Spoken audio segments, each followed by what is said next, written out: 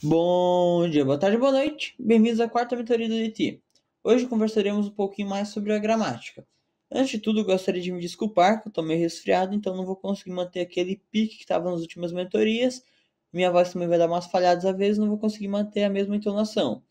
Então, isso à parte, vamos dar continuidade à aula. O que a gente vai ver hoje? A definição de sujeito, verbo, substantivo, como identificar cada um deles e daremos mais algumas pinceladas para fazer um check-up geral ali da gramática. Essa aula vai ser mais como se fosse um resumão, contendo o básico do básico, servindo para dar aquela refrescada na mente. Depois dela, recomendo muito que você assista uma mentoria de inglês do SAT do Alan, que ficou muito show de bola. Então, bora pro conteúdo sem mais enrolações. Para começar, retomamos uma ideia básica, tanto do português como do inglês, mas antes um disclaimerzinho. As definições e usos que a gente vai ver aqui nessa aula são bem parecidas, tanto para o inglês quanto para o português. Logo, não vai fazer muita diferença em qual das línguas a gente vai ver os conceitos. O que importa é ter uma ideia ali geral de como que as coisas se encaixam para depois conseguir estruturar tudo certinho. Vamos para as definições formais. O que seria um sujeito? Sujeito, ao termo da oração, indica quem pratica, sofre ou é descrito pela ação expressa no verbo. Em outras palavras, ali mais resumidamente, é o elemento sobre o qual se faz uma declaração. Na frase que está ali na tela, os alunos estudaram para a prova. Os alunos fazem a ação de estudar para a prova, ficando uma estrutura mais ou menos assim. Os alunos, o sujeito, estudaram o verbo, para a prova, junto com o verbo estudaram, forma o nosso predicado, que a gente pode ver aqui que é tudo que sobra quando se tira o sujeito de uma frase. No inglês, a estrutura é basicamente a mesma. Temos aqui the student, the subject, studied, the verb, studied for the exam, the predicate. Vai sempre se manter ali um padrão nas duas línguas, mais ou menos a mesma coisa. Essa língua linda e maravilhosa que a gente chama de inglês tem uma estrutura frasal relativamente rígida, seguindo o modelo SVO. S, que significa subject, V, de verb ou de object. Nessa sequência que foi dito, é subject, verb, object, que facilita muito o idioma e vai se diferenciar do português, que a gente pode falar, por exemplo, eu comi um brownie. Um brownie eu comi. Comi eu um brownie. Comi um brownie. ênfase nessa última frase, comi um brownie, que comemos até o pronome eu, sobrando apenas comi um brownie, o que não acontece com tanta frequência assim na língua do tio Sam. Saca só. Eita brownie. I ate a brownie, you ate a brownie, we ate a brownie, she ate a brownie, he ate a brownie, e por aí vai. Podia ficar o dia todo perguntando quem comeu esse bendito brownie. Não é que vai ser uma regra fixa, mas no inglês a gente brinca bem menos com a estrutura das frases do que no português. Ok, falamos de subject, do verbo, da estrutura, ficou faltando falar sobre o objeto. O objeto é quem? É quem recebe a ação do verbo, podendo ser até mesmo o próprio sujeito. Na frase da tela, I ate a brownie, o objeto é a brownie, mas também poderia ser o mesmo que o sujeito. Por exemplo, ali, se a frase fosse The brownie was eaten, onde o sujeito é brownie e o objeto também é brownie, já que ele sofre a ação de ser comido. Então, uma palavra ela pode ter várias roles. No inglês, a gente vai ter quatro principais estruturas para frases. A que o sujeito faz a ação, sendo o predicado dele verbal, que está ali na tela primeira, the student study for the exam. A que o sujeito recebe a ação, que também é um predicado verbal, the test was studied for by the students. E uma que o sujeito é descrito, podendo ser apenas predicado nominal ou predicado misto, ou verbo nominal, que estão respectivamente representadas por the students were well prepared for the exam e the students were well prepared and answered all the questions confidently. Entrando agora na parte de nouns. Noun é um substantivo, uma palavra que dá nome a pessoas, lugares, objetos, ideias. Enfim, qualquer coisa que tiver um nome vai ser um noun. Sujeitos e objetos também podem ser formados por nouns. Por exemplo, a man was speaking. O sujeito é a man. A man também é um substantivo. Artigos. Essa palavra pintada de rosa é um artigo, palavras que antecedem o substantivo. No português, elas têm que concordar em gênero, número para manter uma concordância verbal. Mas aqui no inglês temos apenas duas palavrinhas que são usadas. The, que usamos para citar substantivo específico, por exemplo, the cat broke the table. É como se estivéssemos indicando, aquele gato ali quebrou a mesa. E o a ou an. An apple fell or a dog barked. Vamos relembrar quando que a gente usa a ou an? A versus an. A gente usa quando a próxima palavra começa com o som de consoante. Por exemplo, a dog, a house, a university, a big apple. A gente pode perceber ali em a university que ela começa na verdade com uma vogal, que pode soar meio estranho usar a com ela. Mas na verdade o som que ela começa é a university. Tá percebendo que o som ali é de consoante? O mesmo vai acontecer depois quando a gente for ver o som de vogal, que é no N. Por exemplo, an apple, an hour, an honest person, an idea. Nestes dois casos ali que a gente tem no meio, o H é mudo, então o que prevalece é o som da segunda letra, que no caso dali é uma vogal. Agora falando sobre os tempos verbais. Temos o pretérito, o presente e o futuro. Cada um desses três se divide em simple, continuous, perfect e perfect continuous. A gente vai ver cada um dos 12 tempos verbais e como que eles funcionam. Mas você vai notar que vai ter um padrão ali entre eles. Uma coisa que você pode dar uma generalizada e entender, pegar uma ideia geral de como que funciona cada um deles, que vai servir para você ter uma ideia sem ter que ficar decorando cada um. Para entender melhor, vamos dar uma olhada então. Agora a gente começa com o tempo mais direto e básico de todos, o Simple Tense. Ele mostra ações da forma seca e objetiva sem muita enrolação. Quando a gente usa o Simple Past, por exemplo, é para falar de algo que já foi feito e está fechado no passado. O Simple Present serve para descrever rotinas, hábitos, verdades gerais ou coisas que sempre acontecem. E o Simple Future vai mostrar algo que vai rolar lá na frente, tipo um plano ou uma previsão. A estrutura do Simple é bem simples mesmo, como o nome sugere, geralmente sem usar muitos verbos auxiliares complicados, e por ser tão direto, é o tempo que mais aparece o tempo todo, na fala, na escrita, tanto formal quanto informal, nos mais diversos jeitos de falar. Agora o Continuous Tense. Ele já traz uma ideia de ação em progresso. Aqui a gente não está falando de algo que aconteceu num ponto fixo, mas o que está rolando naquele momento.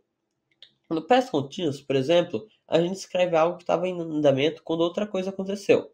No Present Continuous, a gente usa para falar de algo que está acontecendo agora, no momento em que se fala. Já no Future Continuous, a gente se projeta em um ponto no futuro onde a ação vai estar acontecendo. Todos eles usam o verbo to be com auxiliar e o principal formato, que é o ing no final, que dá essa cara de ação em andamento. No caso do Perfect Tense, a gente tem uma noção de conclusão, mas com ligação a outro momento já. É como se fosse um tempo que se olha para trás, mas com foco em uma consequência. No Past Perfect, por exemplo, algo aconteceu antes de outra coisa no passado. Já no Present Perfect, conecta uma ação do passado com o presente, indicando que ele tem um efeito agora. E o Future Perfect mostra que uma ação vai estar completa antes de um momento no futuro. Todos usam o verbo auxiliar have ou had e o verbo principal no particípio.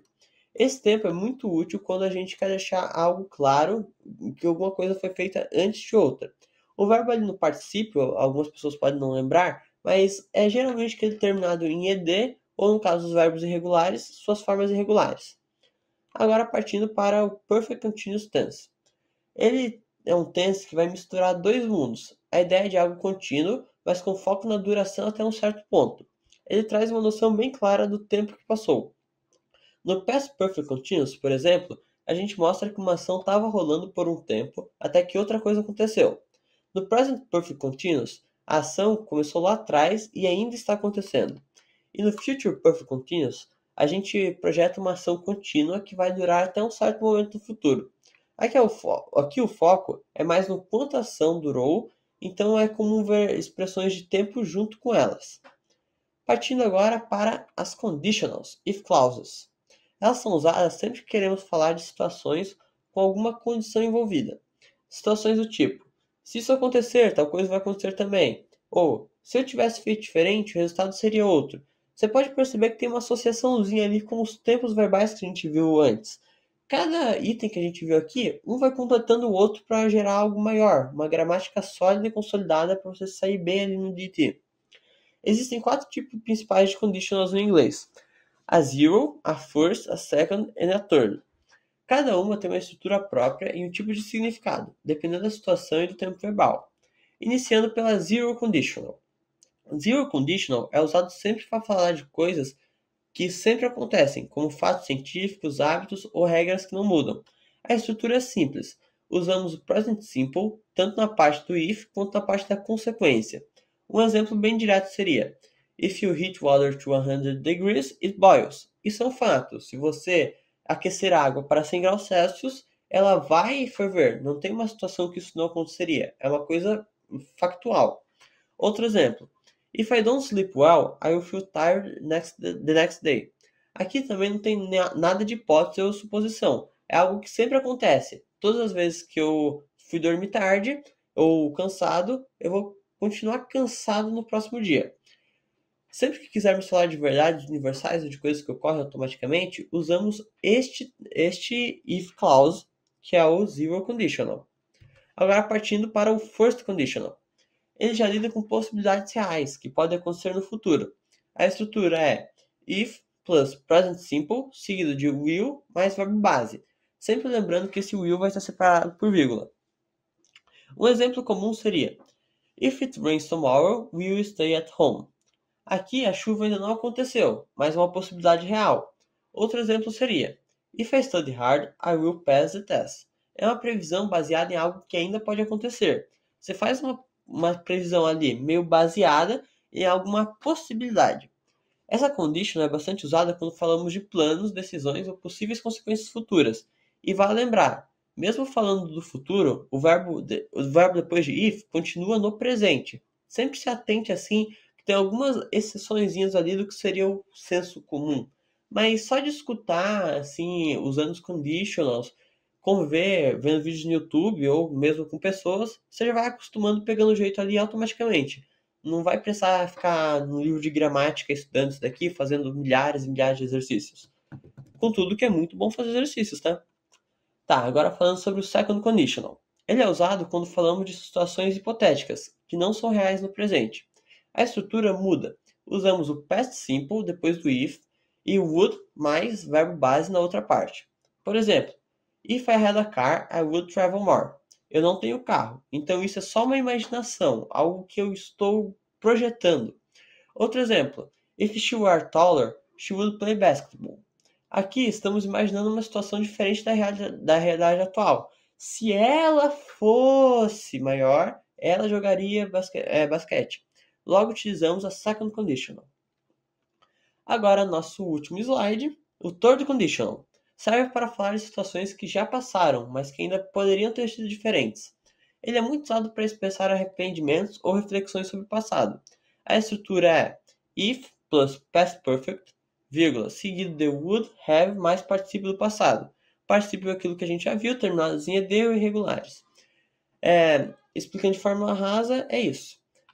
Como watched, walked, eaten, taken. Mas voltando para os conditionals agora. Por exemplo, if I had studied, I would have passed the exam. O que aconteceu de verdade? Eu não estudei, por isso não passei na prova. É uma situação hipotética, assim, ficcional. Se eu tivesse feito tal coisa lá atrás, tal ação teria me ocorrido, tal coisa não teria me ocorrido. Outro exemplo. If they had left earlier, they wouldn't have missed the bus. Aqui a gente usa o conditional para mostrar que o resultado poderia ter mudado, mas já é tarde demais. É como se fosse, se eu tivesse feito alguma coisa, como a gente falou anteriormente, tal coisa poderia ter acontecido. É mais alguma coisa para você expressar um arrependimento. Então, com isso chegamos ao fim da aula de hoje. Muito obrigado pela sua atenção e até a próxima. Não deixe de praticar, hein?